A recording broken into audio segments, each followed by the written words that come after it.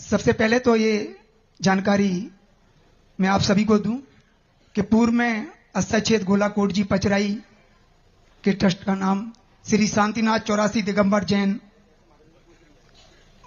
मंदिर ट्रस्ट था। गोलाकोट जी पचराई जी इसी ट्रस्ट के अंतर्गत बोलो।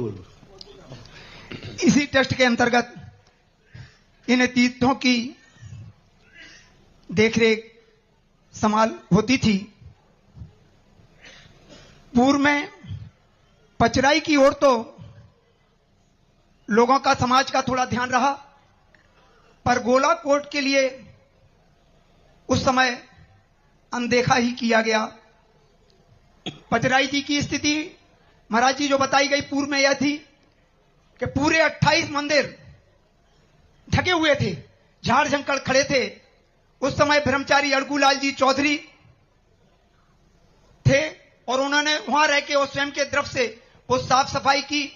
उस समय चोरों डकैतों का वास था, वह मंदिरों में जाके वहां रुकते थे। ऐसी स्थिति पचराई जी की रही। फिर ब्रह्मचारी चेतन लाल जी भी वहां रहे और उनको भी अचानक किसी ने ऊपर सामायिक के समय से गिरा दिया और कहना यह था कि वो ब्रह्मचारी जी गिर गए क्योंकि लोगों को वहां बहुत बड़ी असुविधा होती थी। पचराई जी में जो बावड़ी बनी हुई है वो कभी नहीं सूखी। सभी जगह गांव में पानी के कुएं सूख जाते थे, लोगों की उससे व्यवस्था बनती थी और अंदर जूते चप्पल पहन के बावड़ी के अंदर पानी पीने जाते थे।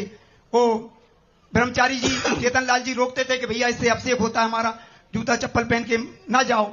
तो लोगों को बड़ी उनसे दिक्कत होती थी, तो लगता था कि किसी ने उनके साथ क्या घटना की।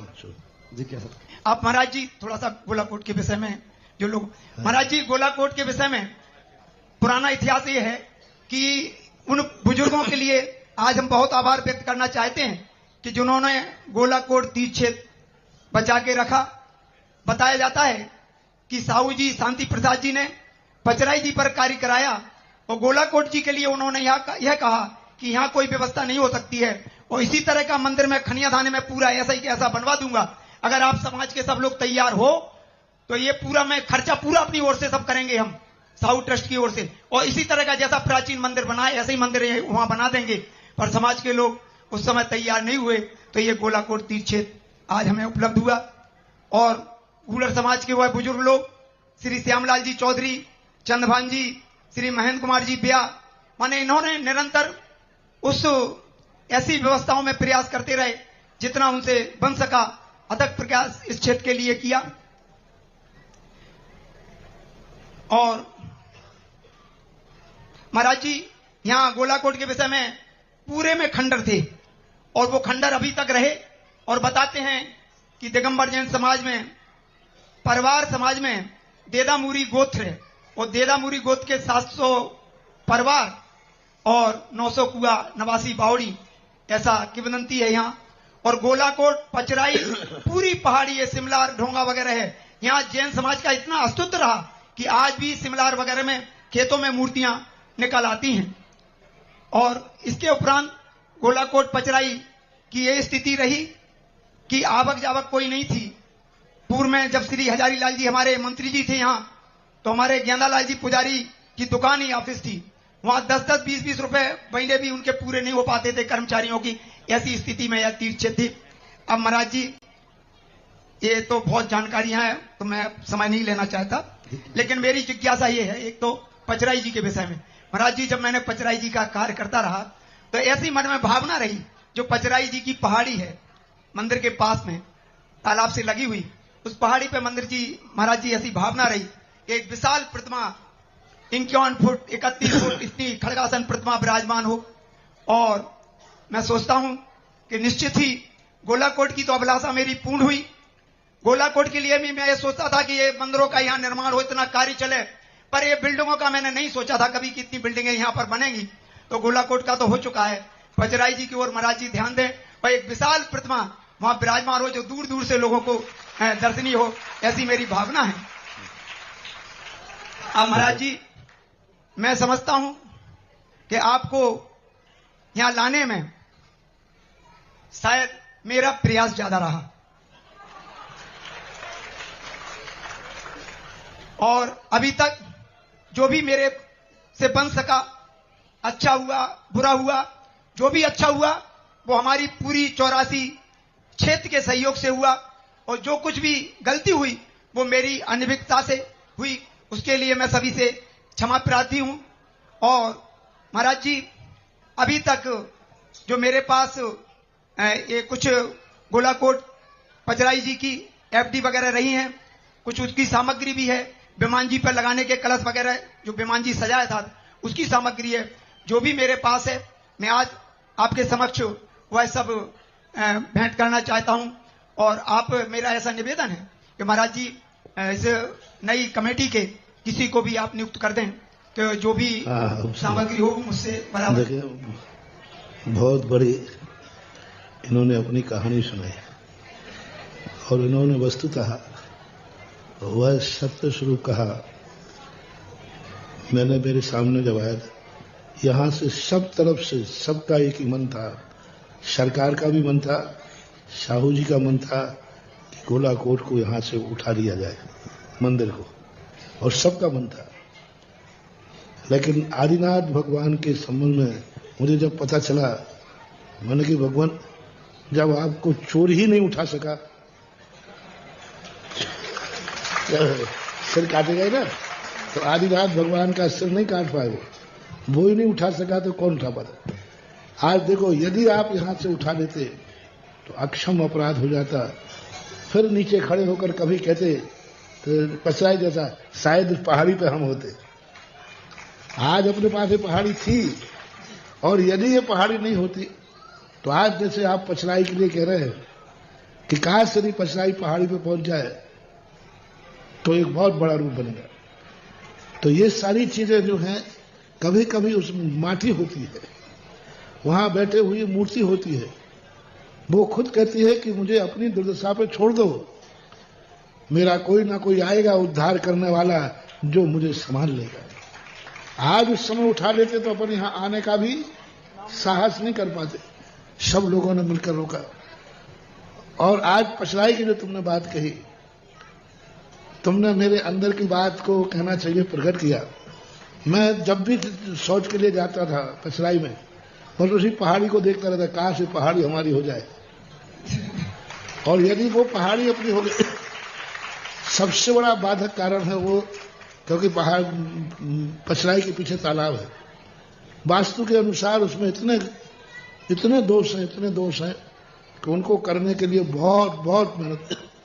और यदि वो पहाड़ी मिल जाती है तो कुछ नहीं करना, अपने आप सारे दोष हट जाएंगे। और इन्होंने कहा कि मेरे लाने का, ये कहा बहुत सबसे बड़ा यहां संघर्ष का मूल नेता है कर्णधार, मानो ये कर्णधार पक्का। और मुझे लाने में कहा जहां कोई बड़ा योद्धा मिलता है तो फिर मुझे भी वहां यूं करने का भाव आता, मैं चलता हूं। मुझे भी अपना अपना शौक है। जब मैं यहां आया तो यहां आपसी में ताराचंद है, एक अभी है, एक चले गए, तो काफी संघर्ष था। सरल जी, जो इनका नाम सुनील सरल ना, सुनील जी देव, ये युवाओं में थे, तो युवाओं में थोड़ा सा ग्रुपबाजी हो ही जाती है। तो इसने हमसे भी खूब संघर्ष किया, ट्रस्ट बना, ये बना, हमने ट्रस्ट बनाया तो इसने कहा कि नहीं, इतनी नहीं होना चाहिए, ये नहीं होना चाहिए, मैंने सब चलता रहा। और मुझे एक बार इसका आने का हुआ था, मैंने इसकी शक्ल देख करके कह दिया था ताराचंद जी, मैंने इसकी चिंता मत करना, एक दिन ये लड़ने वाला मेरा लाडला बनेगा। और जो भावना है उस भावना, क्योंकि उनको एक ही विश्वास था, एक ही मन में संदेह था कि जो कुछ हो रहा है महाराज जी हैं चले जाएंगे, महाराज जी हैं चले जाएंगे, 4 दिन अंत में जाकर के सब तितर हो जाएगा। अब उसे यूं मालूम नहीं था कि ये विद्यासागर का चेला है, चला भली जाता है लेकिन खूंटा गाड़ के जाता है। मैं किसी भी क्षेत्र से भला चले जाता हूं, लेकिन वो क्षेत्र हमारे अंदर से नहीं जाता। हम क्षेत्र से चले जाते हैं लेकिन क्षेत्र मेरे अंदर से नहीं जाता। कितने क्षेत्र जान जा, और आज इनकी खुशी से देखो, आज ये खुद सबसे ज्यादा विरोध में थे। आज खुद मैंने नहीं कहा, FD की नहीं है। आज इनको देखकर इतने खुश हैं ये कि आज हमारा गोलाकोट इतनी ऊंचाइयों पर पहुंच जगह। इन्होंने खुद कहा हम पूरी 84 वाले 100 साल भी लगा देते तो ये विकास नहीं कर पाते जो आज हुआ। उसका परिणाम है कि अपने पास जो भी इनके पास कागजात हैं वो यहाँ सौंपने आए हैं। कमेटी है, अध्यक्ष जी हैं, मंत्री जी हैं, सब कमेटी है। यह कमेटी इनसे बैठ करके इनके पास बहुत इतिहास है, जो भी कागजात वगैरह हों इनके साथ उनको लेकर के और इस कार्य के लिए करें। मेरा बहुत अच्छा है। मैं तो यही चाहता हूं सब में मतभेद खत्म हो और अपन एक मिलकर के सारे तीर्थ क्षेत्र को उठाएं।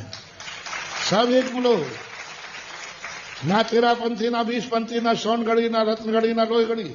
मंदिरों के नाम पर, तीर्थ क्षेत्रों के नाम पर मात्र हमारा एक है कि हम जैनम जयतु। महाराज जी के चरणों ये सब अंदर की बातें चलती रहती है। मुझे भी खुशी है कि आज तो भी थोड़ा विकल्प था, जो भी अन्न था, आज वो भी अपने आप हमारे कमरे में आए थे। गूडर गए ना, वहां भी चर्चा हुई थी। तो हमने क्यों ना इतना अच्छा कार्यक्रम सारी समाज के बीच में, सारे भारत के बीच में लगा जाए कि गोलाकोट का अतिशय देखो कि आज के समय गोलाकोट सारे विकल्पों से मुक्त होकर के एक झंडे में था, एक झंडे में है और आगे के लिए आज घोषणा हो रही गोलाकोट एक झंडे में रहेगा। और पचराई की जो भावना आपने व्यक्त की, आपको ही मैं संयोजक बनाता हूं पहाड़ी का। पहाड़ी आप अपने पहाड़ी के लिए जो भी वो आप करा दो, निर्माण करने के लिए आप चिंता मत करना, बाकी तो हम कर देंगे। हम यहां नहीं रहेंगे तो भी कर लेंगे, लेकिन पहाड़ी चाहिए अपने पास। यदि पचराई की पहाड़ी आ जाती है तो पचराई की जो ऊंचाइयां जाएंगी, जो ऊंचाई पे जाएगा पचराई, सारा जगत देखते रह जाएगा। यदि वो पीछे तालाब के पीछे वाली जो पहाड़ी है, यदि वो पहाड़ी का रूप बनता है तो बहुत बड़ी चीज करेगी। लगो कुछ, करो कुछ, पीछे से हम धक्का देंगे, धक्का नहीं आशीर्वाद देंगे हम आज। लेकिन वो पहाड़ी पचराई के लिए मिलती है तो मेरा दोनों हाथ से आशीर्वाद है, जैसे बने तैसे जो आपको हो। और अपने जैन साहब ऐसे हैं, फाइल आप आगे बढ़ाओ, यहां से तुम बढ़ा दो, आगे के लिए वो जैन साहब भी तैयार है और हम भी तैयार हैं। खनिया धाने से, खनी धाना था ना, खनिया धाने परिसर से आप फाइल को तैयार करा दो, शिवपुरी से करा दो, दिल्ली की बात और भोपाल की बात हम लोगों पर छोड़ दो। बहुत अच्छा।